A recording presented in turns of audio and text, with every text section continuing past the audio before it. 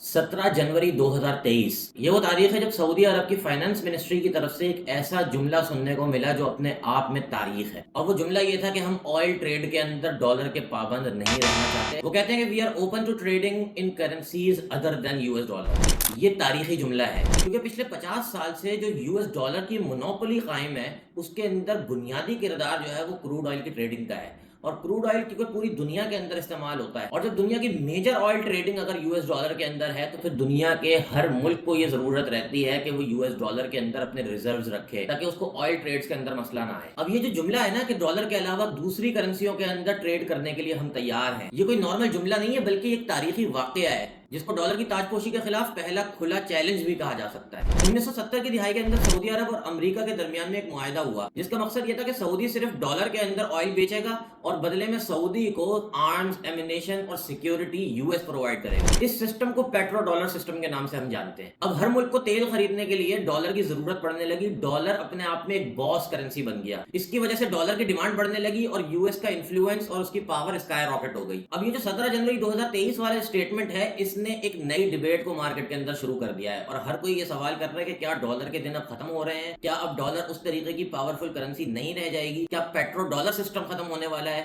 तो ये बहुत सारे सवालात हैं जो इस वक्त मार्केट के अंदर गर्दिश कर रहे हैं। अब 2024 की खबरें ये हैं कि एक तरफ तो ये बातें हो रही हैं कि चाइना और सऊदीया के दरमियान में ताल्लुकात मजबूत हो रहे हैं, युआन बेस्ड ट्रेडिंग के ऊपर भी काम हो रहा है, बल्कि कुछ जगहों के ऊपर ये बातें भी आ रही हैं कि युआन के अंदर ऑयल का लेना देना शुरू हो चुका है। दूसरी तरफ सऊदी अरब ने एम ब्रिज नाम का जो प्रोजेक्ट ज्वाइन किया है उसका भी मकसद बुनियादी तौर पर यह है कि क्रॉस बॉर्डर पेमेंट्स को डॉलर लेस सिस्टम के अंदर यानी कि विदाउट डॉलर इंटरनेशनल सेटलमेंट्स को किया जा सके। तो ये अपने आप में सऊदीया की तरफ से एक बहुत बड़ा कदम है। 2025 के मामलात ये हैं कि भाई ऑयल ट्रेडिंग की जो मेजॉरिटी प्राइसिंग है वो सारी की सारी डॉलर के अंदर ही हो रही है। बल्कि सऊदी इकोनॉमी के जो मिनिस्टर हैं फैसल इब्राहिम, उनके साथ यूएस ने अभी कोई 600 अरब डॉलर का एक इन्वेस्टमेंट पैकेज भी शुरू किया है जो 4 सालों के ऊपर मुहित है। तो मामला यही नजर आ रहे हैं कि सऊदी और यूएस का जो बॉन्ड है वो अभी भी मजबूत है और ये सिस्टम अभी मजीद चल रहा है। 2025 के सेकंड क्वार्टर के अंदर जो सऊदी अरब में जीडीपी ग्रोथ आई है वो 3.9% है, जबकि ऑयल की प्राइसेस के अंदर इस साल के अंदर 15% ग्लोबली नीचे की तरफ आया है ऑयल। अब ऑयल की प्राइसेस ग्लोबली गिरने का मकसद यह है कि बजट डेफिसिट होगा, लेकिन इसकी वजह से सऊदी अरब के ऊपर और ज्यादा प्रेशर है कि भाई ऑल्टरनेटिव्स तलाश किए जाएं डॉलर के। अब ये ऑल्टरनेटिव्स अगर सक्सेसफुली प्रैक्टिस के अंदर आ जाते हैं तो बात यह है कि एक तो डॉलर की डिमांड इसकी वजह से गिर सकती है, चाइना और जो ब्रिक्स प्रोजेक्ट है उसको तकवीत मिलेगी, जाहिर है कि ये ताकतवर होंगे। जो सबसे इंपॉर्टेंट बात है वो ये है कि ऑयल मार्केट के अंदर डाइवर्सिफिकेशन आ जाएगी और ये डाइवर्सिफिकेशन जाहिर सी बात है कि लोकल करेंसीज के अंदर जब ऑयल ट्रेड हो रहा होगा तो इसकी वजह से